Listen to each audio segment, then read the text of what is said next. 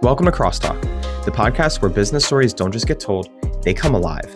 This is your front row seat to the incredible journeys that shape thriving businesses and ministries. Every episode, we sit down with inspiring business owners, ministry leaders, and artists to uncover their beginnings, the story behind their brand, and their vision for the future. It's all about real conversations, genuine insight, and a whole lot of inspiration. Hey guys, this is David Madera, your host, fellow entrepreneur, and biggest fan of a good success story. To kick off season 2, I had the absolute privilege of sitting down with one of the most influential mentors in my life today, Mr. Brian Halstead. Now, Brian is the current executive director and owner of Addiction Recovery Specialties and Transitions in Recovery.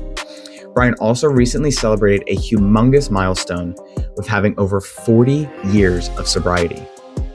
Now, in this episode, Brian shares about his struggles of addiction and how his childhood trauma shaped his journey. We also talked about his powerful faith in Jesus and how that faith is necessary in recovery. And we also got the chance to talk about my personal journey going through the Addiction Recovery Specialties program earlier this year. Just the beginning of an inspiring conversation filled with resilience, faith, and the power of helping others. So without further ado, here's this week's episode. Thanks for joining me, Brian. Thanks for having me. So let's get started a little bit with Transitions in Recovery and Addiction Recovery Specialties. Why don't you tell everybody a little bit about, we'll start with transitions. What is transitions? And then we'll go over to ARS then after. Okay. Well, Transitions in Recovery was started about 15 years ago. And what we were looking to do is have, aftercare for people who have been in treatment but need a little more help. And so again, part of it was it's structured sober living, which means that it's not just a place where people could come and go and do whatever they want. It would be, having meetings and having staff there, structured, monitoring things. Started out with more younger people, 18 to 28 kind of thing. And what we found was, the structure was really necessary to help teach them how to live a sober life. A lot of the younger guys started using at an early age and really needed to learn how to do that. The family system's something that people don't talk about a lot with addiction, but the family system gets sicker along with the individual. So a lot of times it's important for the family to be involved and have people help guide them and keep them accountable, not to revert back to some old behaviors for them. Right. So that's what Transitions really came about. We used to do a lot more. We're much smaller at this point, and we have less. We have one house with more of the supervision, and then one or two other places where people can have less supervision and who need a place to stay around recovering people rather than. We find in early recovery, people living by themselves is a little difficult sometimes because you get alone with your own thinking. And, for addicts and alcoholics, being alone is not good. Right. So we continue to do that. As for myself, I'm really trying to move into more of a semi-retirement, and I've been doing this work for well over 40 years, so I'm good. Yeah. You put your time in. I put my time in, yes. Addictions Recovery Specialties really is a nonprofit that I've started, and the idea behind that is really helping people not necessarily with treatment, but helping people like parents, helping them navigate treatment for their loved ones, being able to support people who might need just a little bit of help when they come out of treatment. What are some of those things that they can do? Treatment's an important part of getting sober. However, today treatment's not what it used to be. And there's a whole lot of ways that treatment actually enables people.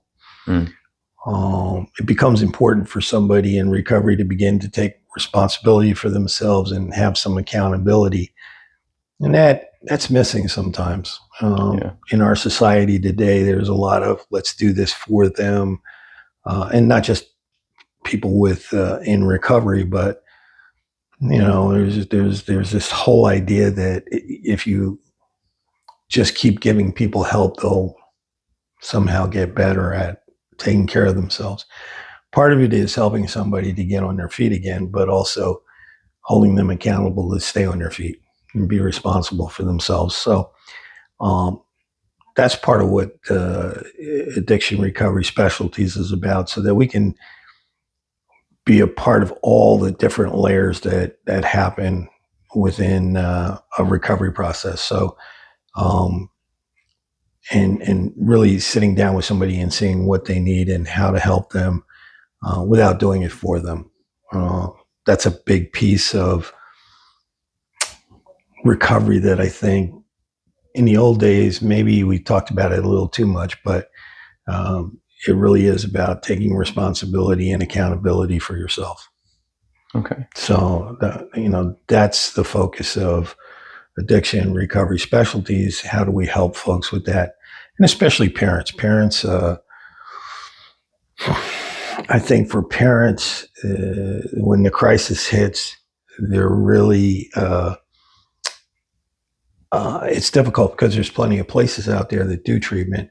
And everybody does the best treatment and all these different things. One of the things for us is I've been around long enough to be able to talk to folks and say, hey, here's what works, here's what doesn't work, what's the situation, being able to assess things and help people make hopefully a better informed decision about how to help somebody sometimes. Yeah. I was going to say, in this area, it's extremely populated with addiction recovery, sober living environments. We have some big name treatment centers around the area as well. I won't name drop now, but so for you, having 40 years of experience, what did that look like for you? Like, what made you want to get into doing this type of work? Well, we've got to go back 40 some other years.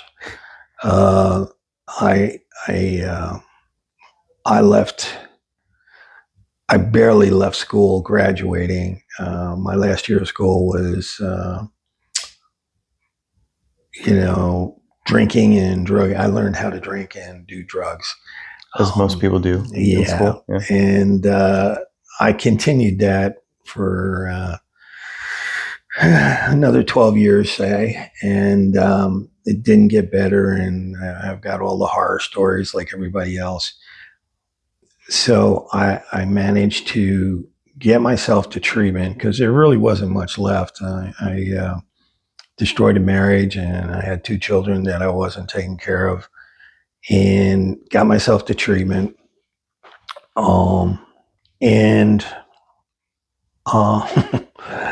Unlike some people, I really enjoyed treatment. And when I came out, I was very much involved in a 12-step program, and I got better.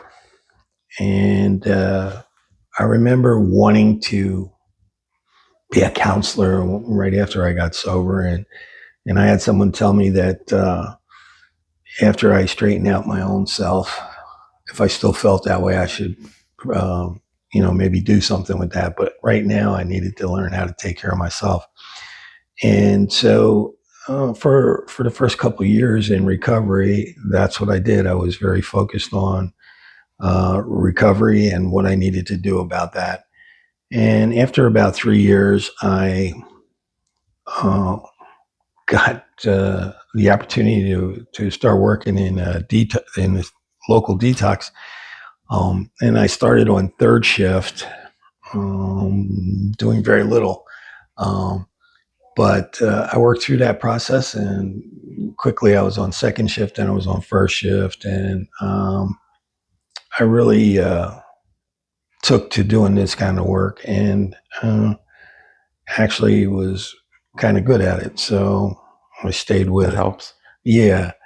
And interestingly enough, it was, I did all kinds of things. I drove truck, worked on cars and all this stuff, but this was something that I seemed to have a knack for. And so I started working and haven't stopped.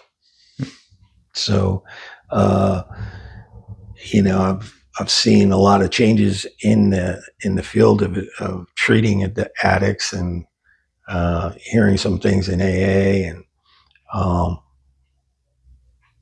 even the fact that I can say AA publicly. In the old days it was truly anonymous. So we've changed a lot of things, some for the good and some for the better, and some not. Yeah. And so you got into doing this work 40 years ago, Mm-hmm. and started transitions 15 years ago. So where were you working for that time frame in the middle? You don't have to name drop the company, but Yeah, well, like? I spent about a year and a half working in the detox. Then I went to a outpatient agency.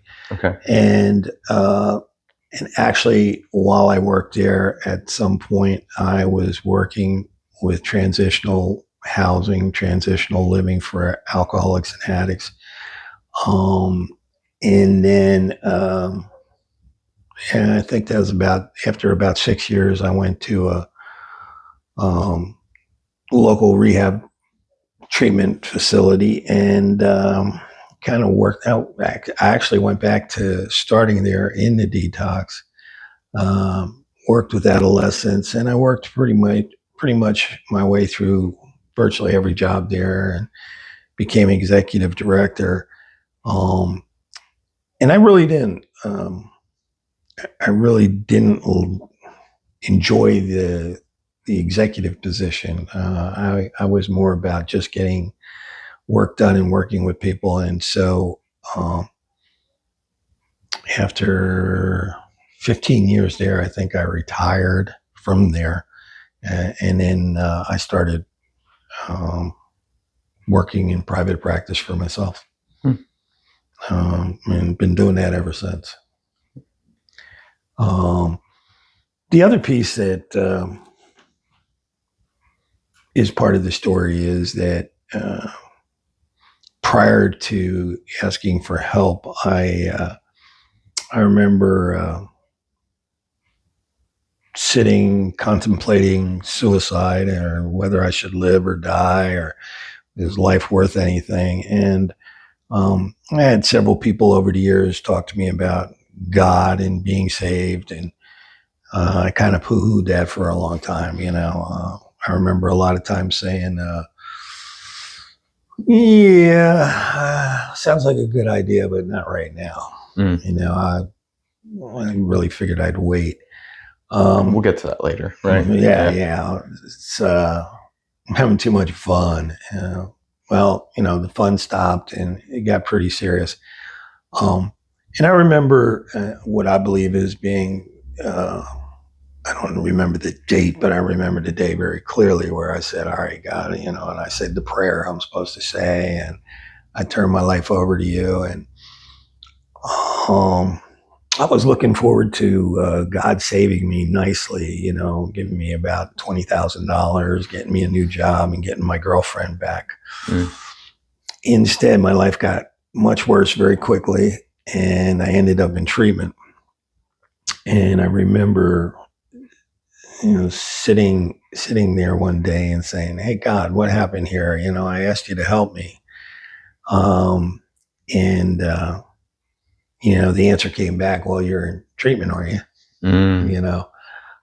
So once again, the answers that I want aren't necessarily the answers that God's going to give me.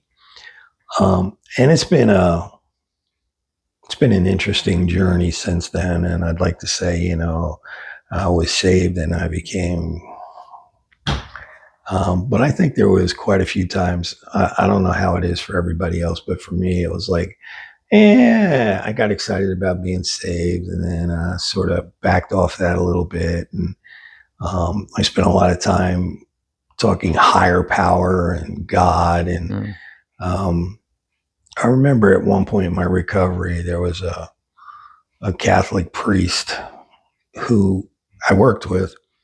And I said to him, I said, there's got to be more to this than that. And, you know, it was interesting because at that point, I think I became more focused on Jesus Christ. You know, I mean, I always believed and grew up with hearing about Christ, but never really understanding it. And as I began to understand the Gospels, and I actually started watching some movies, which helped me understand the Bible more. Now, how long ago was this? Because we've gone a long way in a short amount of time with quality of movies for, you know, Christ-based. Oh, well, you know what? Actually, there were some good movies. I mean, there's good stuff happening right now, but there was a movie about Joseph. Okay. And that was a little while ago. But it had, I mean, it was a story that, you know, blew me away. And I'm like, man, that guy really. Now, did you read the story of Joseph in the Bible at that point, or was that like your first? That was my first, you know, my first understanding of it. Then I read the book, but you know, King David. There was a movie, and actually, I think it's an older movie with Richard Gere in it. You know. Okay. Wow. Yeah, and so I started seeing these things, and another movie was Moses, which was done more recently. It was like a 2-part movie or something. Yeah. And I watched that, and I learned so much from that. And then I also learned how to read the Bible differently than I had before. And, you know, so now it's just, I keep going to learn more and try to be more of a true Christian, because, you know, in the beginning I was a, what would we call that? A fair weather Christian. You know, I'd say, yeah, I can't do that yet. So, I mean, I still say I don't want to do that, but now I do it, you know? Yeah. So, and as I get older and as I understand more about that, how I try to help people has changed as well. I'm a little more trying to guide people to God, because God's, you know, I've realized that that's the answer more than anything. And even in AA,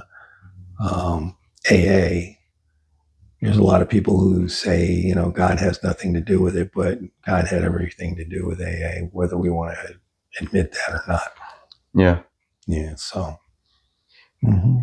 Yeah, I relate a lot to your story in some certain ways. And I know you know most of my story already, but the specific parts of, you know, my struggle with suicidal ideation and attempts.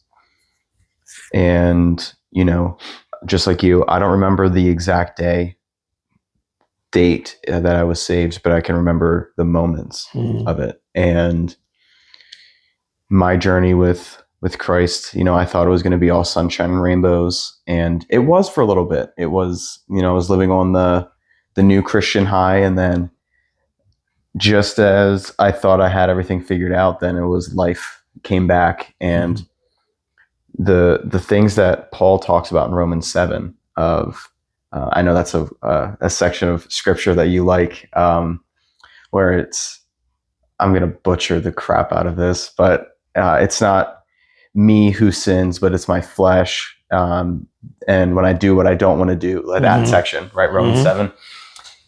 And that, I never fully understood that until like now, when I can look back on my life and realize that I was willing to give my life to Christ. But there was still those things that I was like, yeah, but like, do you need, like, no, like, I want this still. Mm-hmm. And I had a death grip on it. And God in his grace didn't remove it from me. Mm-hmm. He let me keep it. Mm-hmm. And watched me crash and burn repeatedly over a 3.5 year span, doing the same thing, falling into the same sin, the same temptations, all because I was so unwilling to let go of those tiny little pieces. And seeing for my story coming to the end of my road on December 25th, 2024, when I called you at, I think it was like 10:30 or 11 o'clock at night, Christmas Day, mind you, everybody listening, Christmas Day, I called you because I could not have guaranteed that I would have made it to the new year had not something changed. Mm-hmm. And through that process of watching God move and him using you to show me those things that I've been holding on to, white knuckling it for my whole 25 years of existence, that God wanted to set me free from, but I just had to give it up. Mm-hmm. And that was the hardest part. And, you know, one of the cool things is, you know, we met through a Bible study. I got into recovery 3 years ago, never took it seriously. Thought that I could, you know, still do what I wanted to do and go to the meetings, play the part, and be the role. Understood what you did here very minusculely. You offered at one point for me to even come in for 30 days because I was going through something at a time. And I made every excuse in the book not to. That was like 2.5, 3 years ago. And then finally in January, and I remember this conversation, and I'm going to share this because for anybody that listens to this, I want them to know the type of place that they're going to get themselves into. But I remember when I came to you, I met you the day after Christmas. You were in rehab for your knee surgery. Still, I think a little looped up on the stuff that they had to put you on. Mm-hmm. And I confessed everything to you of where I was at. And you said to me that I had one of 3 options to make in that moment. One is I could start going to meetings and start sharing and get back into recovery. You said the second option is I can get a sponsor, do the step work, and hope that that works. And you said, or your third option is you can finally realize that God put me in your life, you saying that to me, for a reason, and we can work on this together. And it was that conversation, God speaking through you, for me to realize, like, okay, like there isn't a turning back moment here. Like the Bible says, like the result of sin is death, and I was pretty darn close to it. I was walking that thin line. So coming into being a sober living transitional housing and having the focus with ARS, with more on the family aspect of it, how have you been able to use your faith in God to help people along help them along with their addiction and their recovery journey? Well, I think one of the things that my faith has brought about for me is understanding that we all fall woefully short. And I think, and certainly early on in my career, it was like, okay, I know what to do. Listen to me and do what I tell you to do. And there's still an element of that. I mean, there's still an element of here is the right thing to do. Here's the right way to go about this. But my work over the years with relapse, and that's where I feel God put me in a place where not a lot of people do that.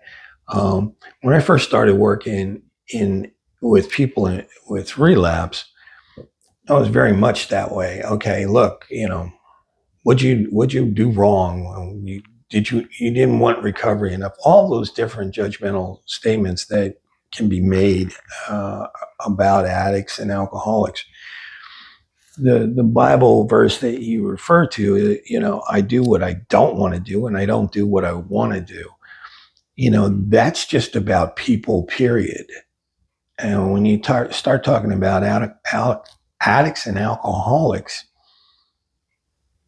that's 100 times that.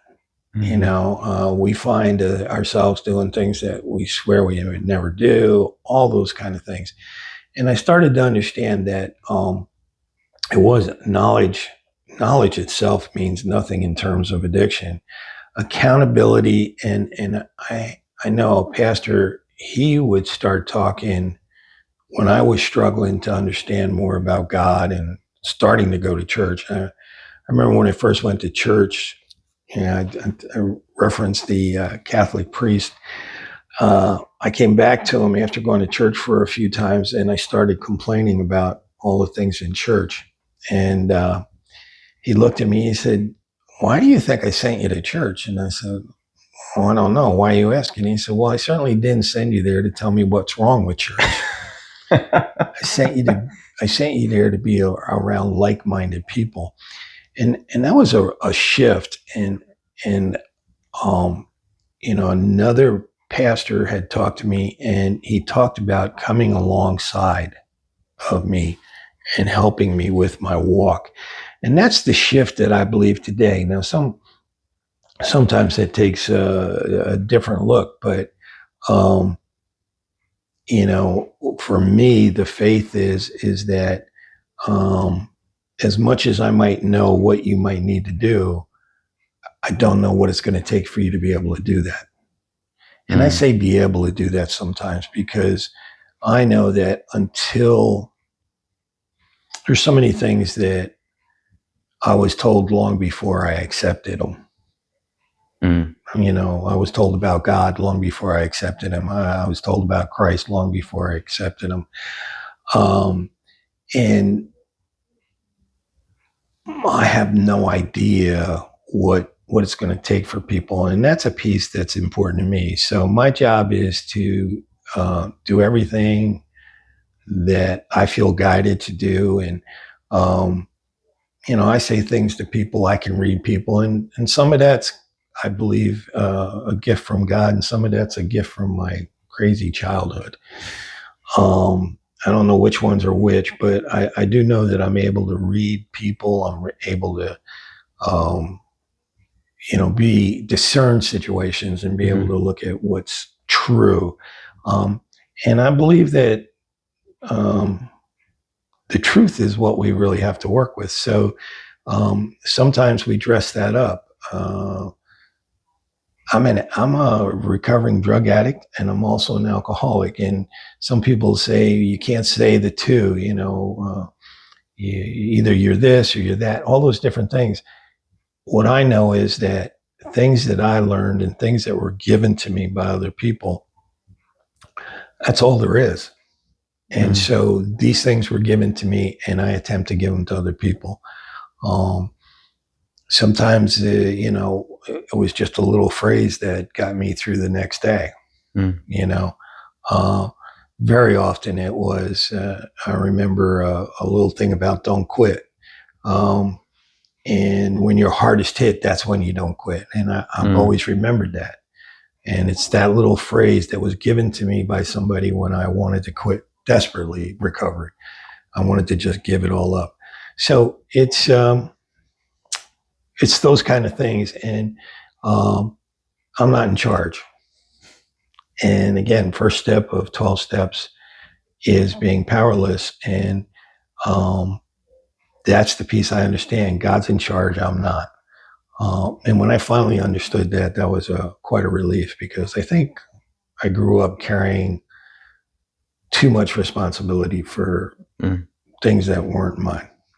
Yeah. And I had to learn to give those up.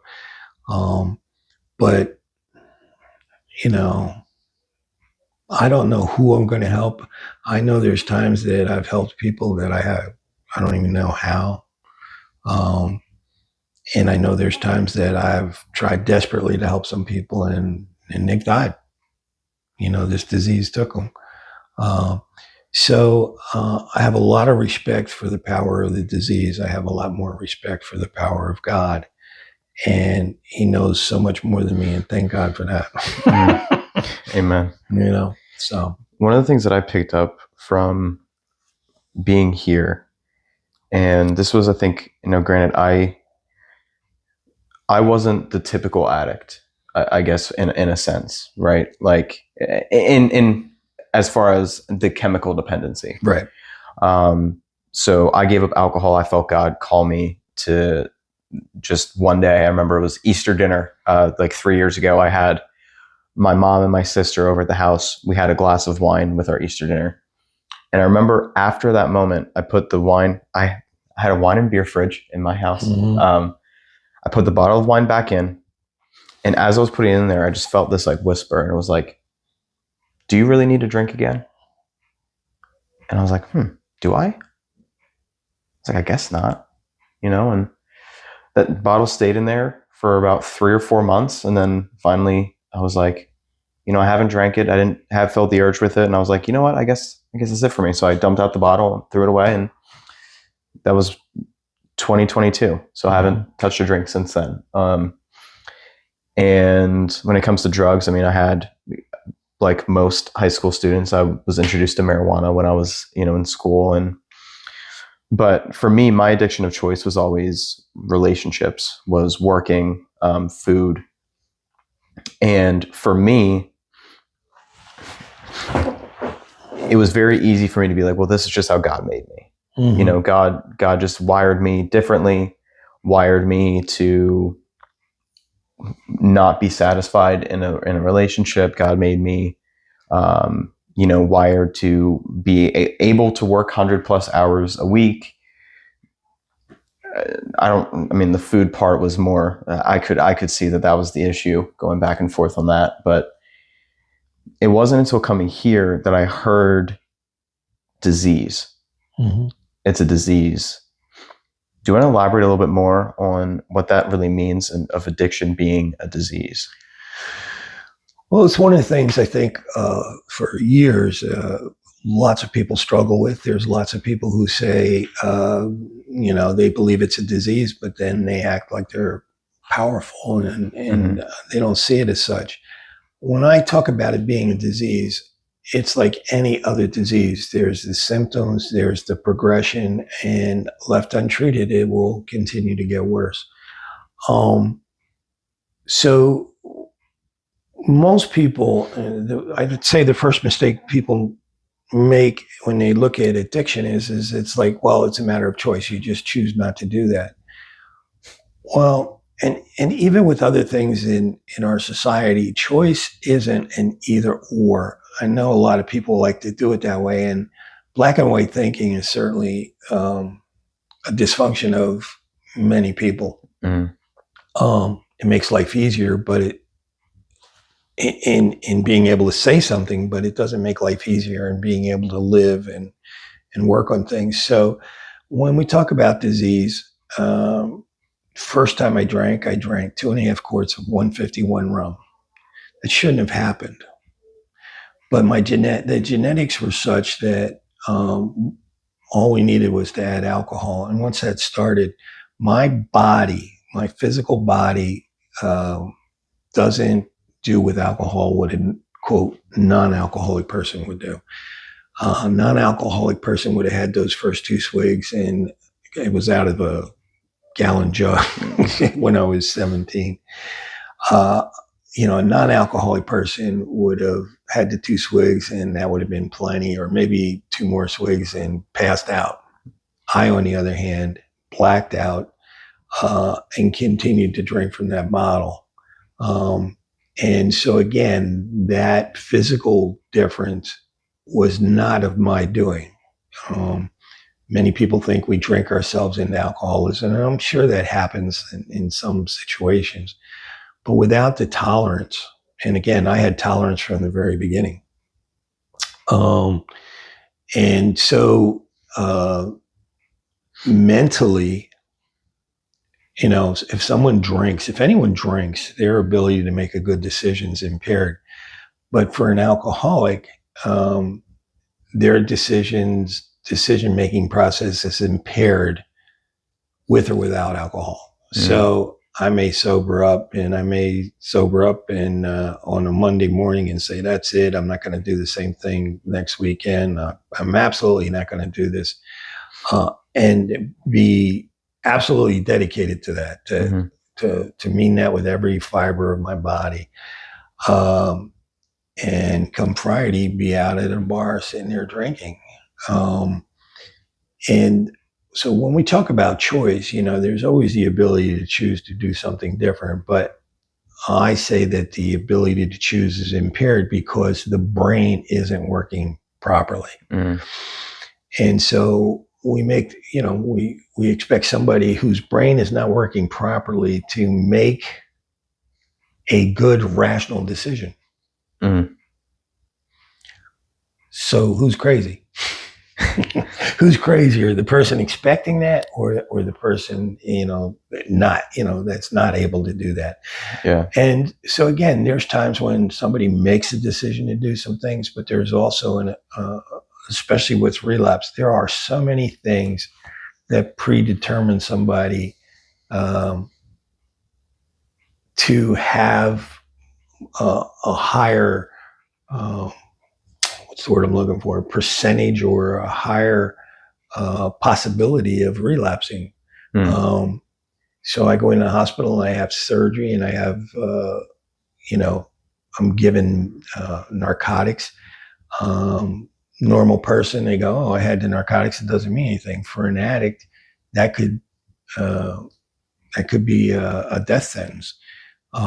Because once that chemical, and I've experienced that, you know, when you talked about me being in the rehab for my knee, I wasn't thinking completely clearly. And fortunately, my family knows enough about addiction to have had conversations with the doctors. And so we addressed that. It could have easily been a gateway to me going back into active addiction. So I think it's important for us to start to understand it's not an excuse. It doesn't give me the right to continue to use, but it also means, just like any other disease, I got to do the treatment. And here again, the treatment for addiction, we can't all agree upon. So you have people saying different things. People go to meetings and say that's the only thing that works. People go to meetings and say that won't work for me. But at some point, I think anybody with the disease of addiction of any kind, whether it's a process addiction or chemical addiction, needs to have some kind of spiritual awakening. Yeah. Again, most people will disagree with that. But I'm talking about being able to change your life. Some people abstain from alcohol, and I don't consider that recovery. I consider that abstaining from alcohol. And then if they're happy with that, that's fine. For me, when I talked about recovery, I needed more than just not drinking. I needed to be able to learn how to live a better life. Yeah. So that's what I look at, and that's what I try to teach people. Yeah, that's great. Because I think, and you touched up on it too, but I think for me, the first time that I heard you guys using addiction and disease as corresponsive terms, I thought that was giving addiction, like addicts, a cop out. Because I was like, oh, well, then you just blame it on the disease. Oh, it's not me that's doing it, it's the disease. But when I really was able to understand it more, for me, it just clicked, because it was like,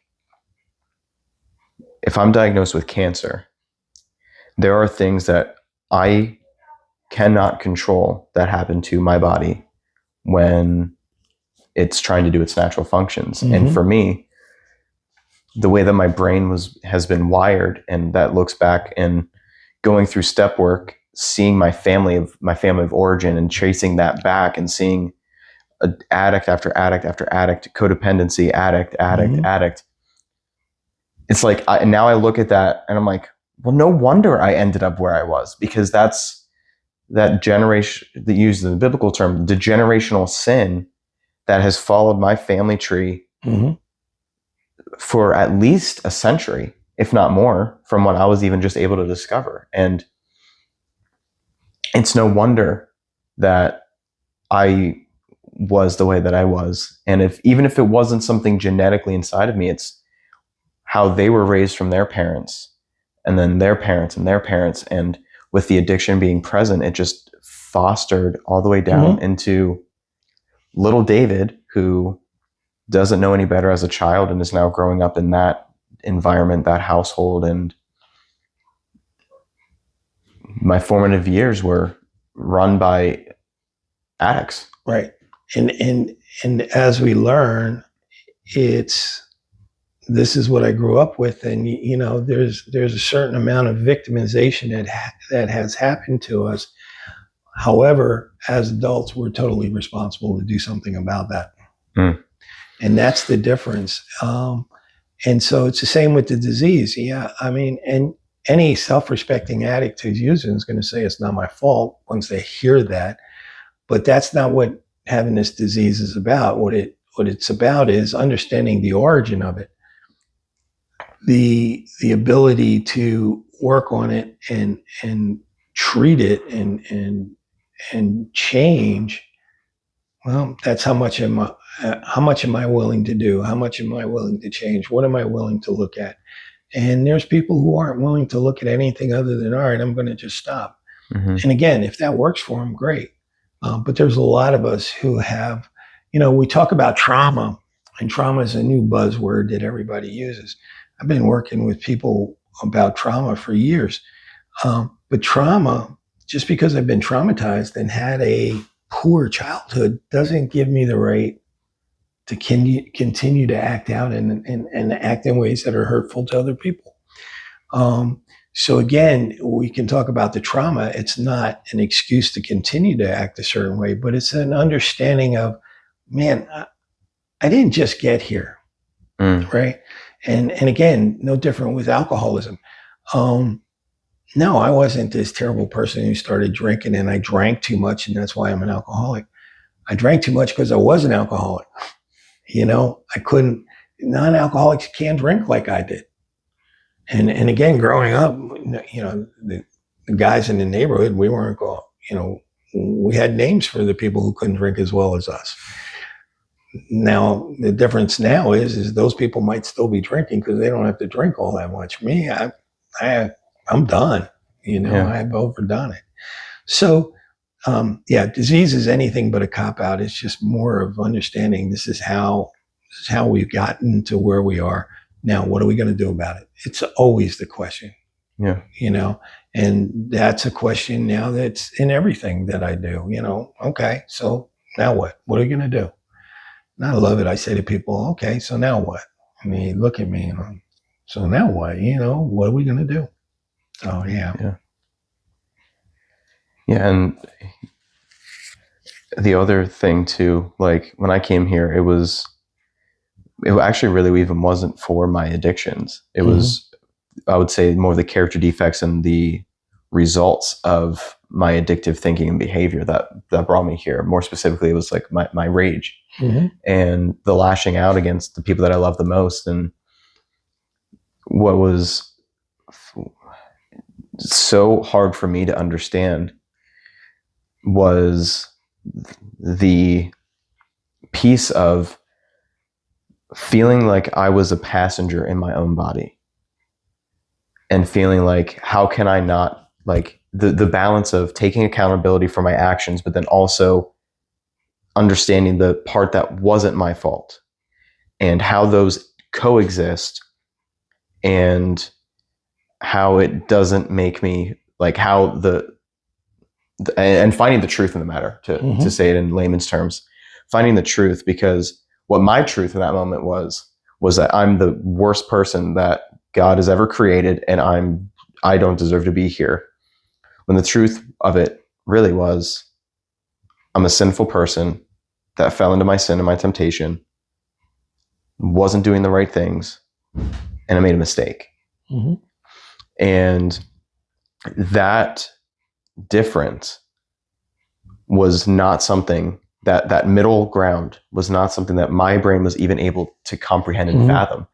And I mean, you can go ahead and share about how awful it was the first few times meeting with me with where my thinking was, because of me trying to over intellectualize everything. And, you know, me being a Christian for 4 years, being like, well, no, I'm just, you know, this is just my sin. Like, and all of the destructive behaviors and thoughts that I was having, and you being able to break it down and walk me through that book, and then forcing me to watch movies in a good way, to really help put the visual to what I experienced growing up. And for me, that was the biggest shift, is because for me to have to realize that, okay, because of my experiences, because of the family tree, my line, there are just certain things that I just need to avoid at all costs, because it's not good for me to be there. And for me, like, my switch to go from anger to rage can happen within milliseconds, which if we were still in, you know, prehistoric, you know, ages where we're out hunting and gathering, I would have been perfect, you know, or if I'm walking down the street and my life is in danger, perfect. But when that's not perfect is when I'm interacting with my children, when I was interacting with my wife, when I was interacting with good friends of mine, and not being able to understand that, and just trying to use the cop out of, well, this is just how I'm made. Like, you just need to avoid me in that state. So, you know, I know transitions typically focuses on the addictions itself, but you really kind of sent out an olive branch for me and helped me work through that stuff. Where do you see the tie-ins with those character defects and the addiction, and helping people that come through the program, like, work together with those as well? Well, so again, if we go back to the basis, I'm an imperfect person. So we all have whatever traits we like about ourselves, whatever traits we don't like. I think the biggest issue is we try to hide what we're not good at, or we try to hide our fears, or, you know, whatever negative things come up for us. So the job is to be able to look at me as a whole. Yes, I'm an alcoholic. Here's, you know, and there's some people in recovery who blame every character defect they have on alcohol. Alcohol exacerbated some of my character defects, but even without drinking, I still had them. Right. So anger and rage and resentments and being resentful, those are human conditions that affect anyone. And so I've got this problem, and I got to focus on the problem, but I got to focus on what's underneath that. Not that you know, my problems don't cause me to drink, but my problems, if left unchecked, or if I don't work on them and change those things, they'll certainly support me relapsing. Right. They don't make me relapse, but they'll support relapse. So, you know, I'm feeling victimized. I'm feeling like nobody cares. I'm a terrible person anyway, so screw it. I'm just gonna go get drunk. That's the diseased thinking that, you know, gets us into trouble. So, you know, no, I'm not a perfect person, but that doesn't make me a bad person. I'm a sick person, not a bad person trying to get well. And that was a famous thing from Father Bill. And so again, it's being able to look at all of me, and some things have changed quickly and some things I'm still working on. And that's what I try to share with people as well, is that, I've talked to people who have been saved and they're now perfect human beings. And I can't,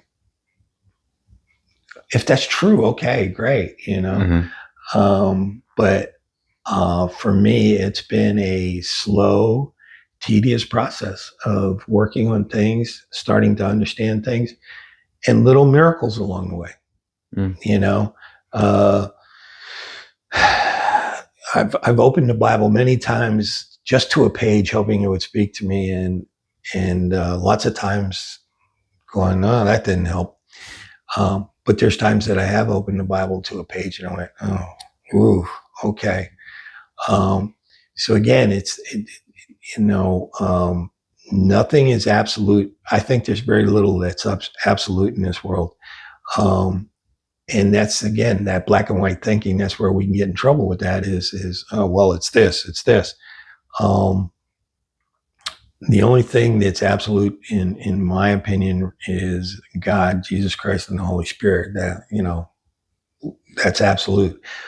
I can't come up with much of anything else, and so I've got to be able to look at things. I've got to be able to look at my part in things.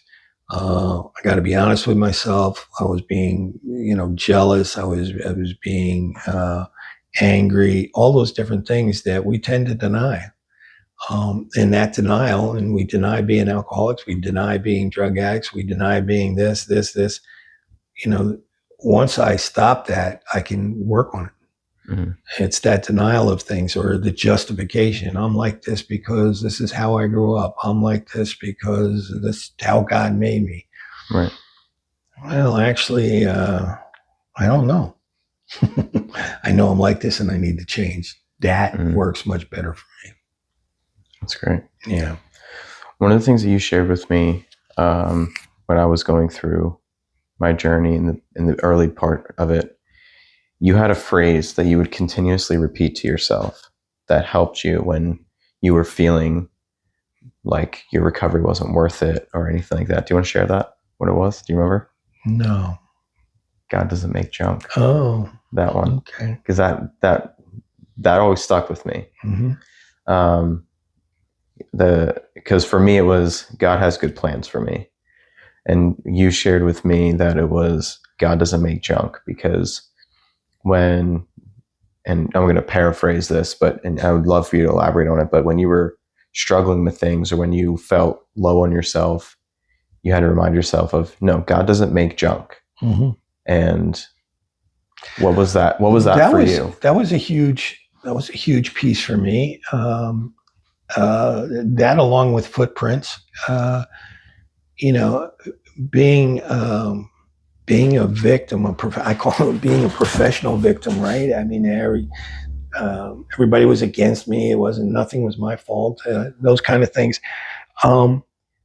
But the sense of low self-worth, and biblically, there's this challenge between building up my self-worth but still being humble. And I think we can struggle with that. Hopefully that's where I'm at this point in my life, is that I don't feel like a piece of crap. I mean, I would say we talked a little bit about suicide. My last suicide attempt, I was extremely upset with myself because I said, what a failure. You can't even kill yourself right. So when I heard that God doesn't make junk, and again, that first time I heard it, it was like, okay, but that is something that just came to me. And, along with that, God has a plan, right? But the trouble in my life, a lot of that was caused through my addiction, was caused through other people. It wasn't because I was a bad person. Now, did I do bad things? Absolutely. And I've repent for that, and I ask for forgiveness from God and from other people. But, again, I'm not junk. I have value.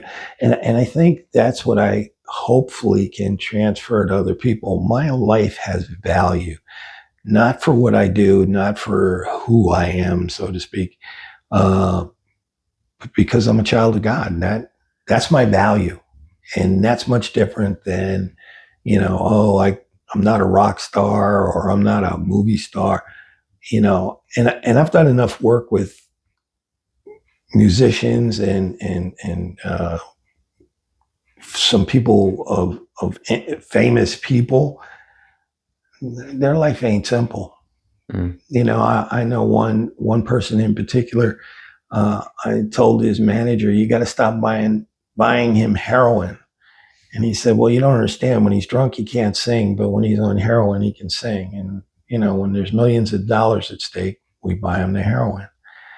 I mean, just think about that. That person's life comes down to that, and his value is in being able to perform.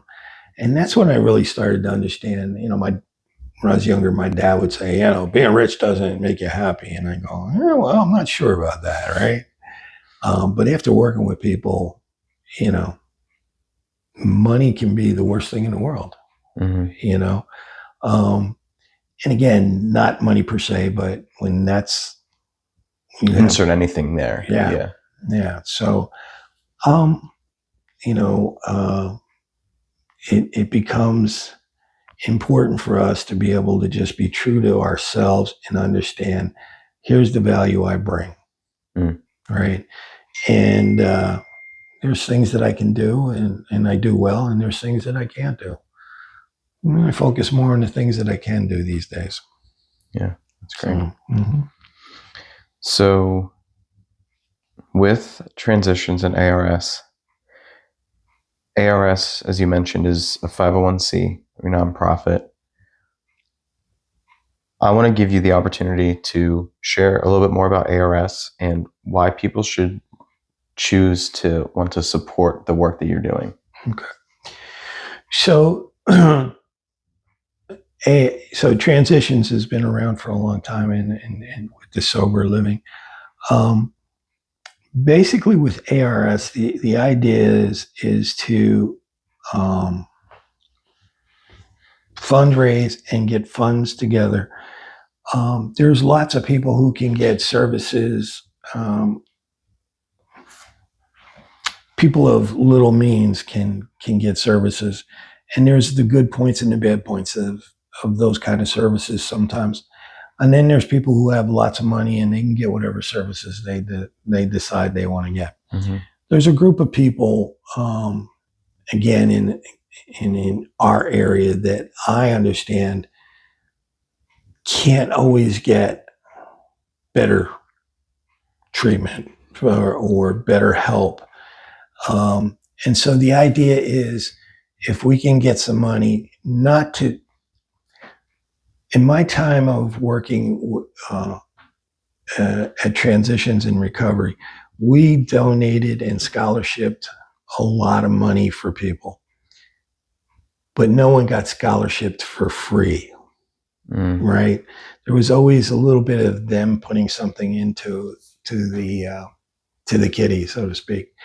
And so there's people that we want to be able to help with ARS in terms of, again, not doing it for them, but somebody who would like to, say, come to one of the groups, and they can only afford so much. Some of the better things, insurance companies get in the way. Sometimes insurance companies won't pay for the help that somebody needs, or they'll decide what kind of help they need.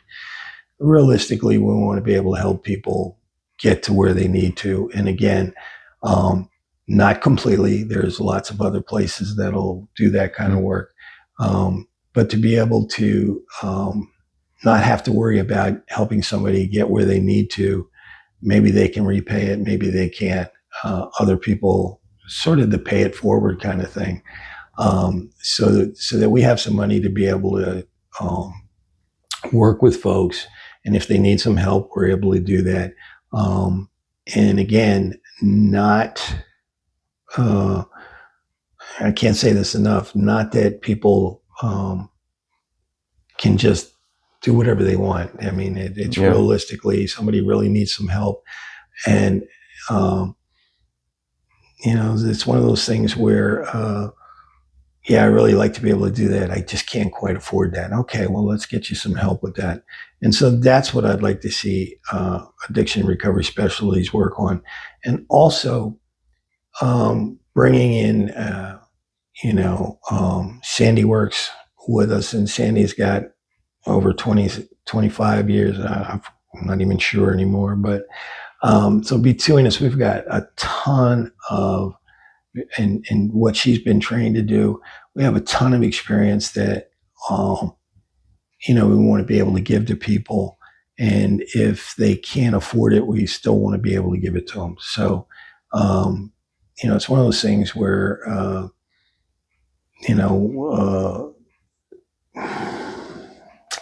I'm not even sure how I want to say that, other than it's not for everybody. It's not the end all be all.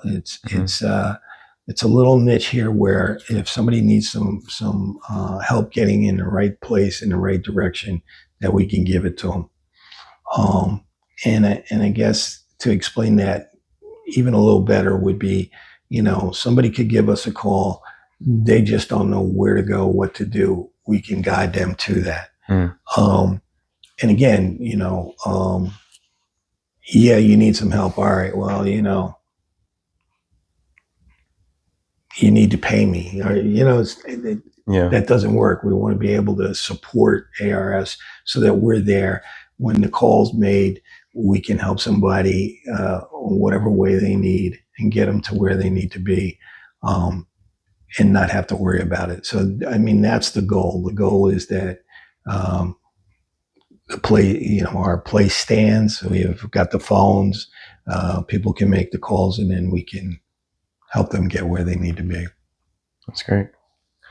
And how can people follow along with the work that you're doing with Transitions and Addiction Recovery Specialties? Not sure what that question means. Websites, social media. Yeah, you're the guy to tell them about that.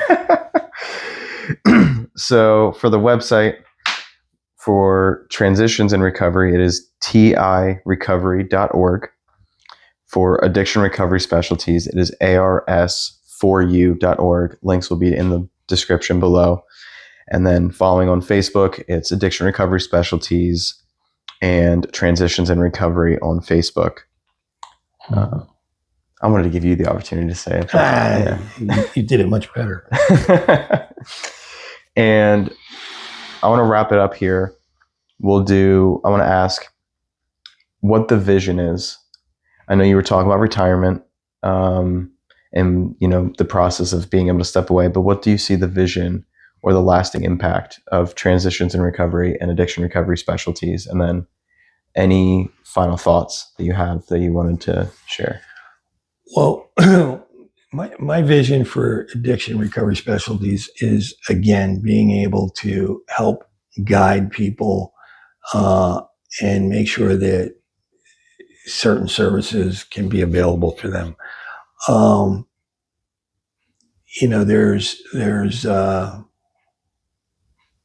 old school, which is, what is it that you need? So, when we talk about having some groups, and you have all these different things that, quote, can be treatment. We have recovery coaches. We do coaching. We can do some individuals with people. We can help them move to the next level. I think that, again, part of what I would like to see Addiction Recovery Specialties do is be what it says, recovery specialties. Not just, I'm going to stop drinking, recovery specialties. I got ACOA issues. I've got this struggle. I struggle with my anger and my rage. Okay. Where else can you get some other help with that? Identifying more about identifying things, and, having some expertise in assessing those kind of things. So I see Addiction Recovery Specialties as a place where there can be some good assessment that is made not for the facility, but for the person, if that makes sense. Yeah. So, again, you and I had a discussion, and here's some options. What do you want to do? And if there's something in the way, what do we need to do to get it out of the way? I mean, there are barriers for people to get help. Some of them are self-made, and some of them are not. So that's what I'd like to see. And in terms of probably selfishly, in a way, I want to be able to use all that I've learned over the years. And again, it doesn't make me anything special except older. But I'd like to be able to use that experience that I have to be able to cut through things quickly. When I was young in this business, I could get there, but it would take me a long time. Like I'd have to talk to somebody for a couple hours, and then I'd figure things out. Now I can get there much quicker, and I'd like to be able to use that skill to help other people wherever I can. That's great. So, and transitions. It's going to be there's always going to be a place to have some people that need a place to stay. That's what I see with transitions. And what we used to do in the old days is being done in a different way these days, and hopefully that'll work better at some point. Great. All right. Any final thoughts? Final thoughts? Yeah. I feel like I'm in one of my groups. My final thought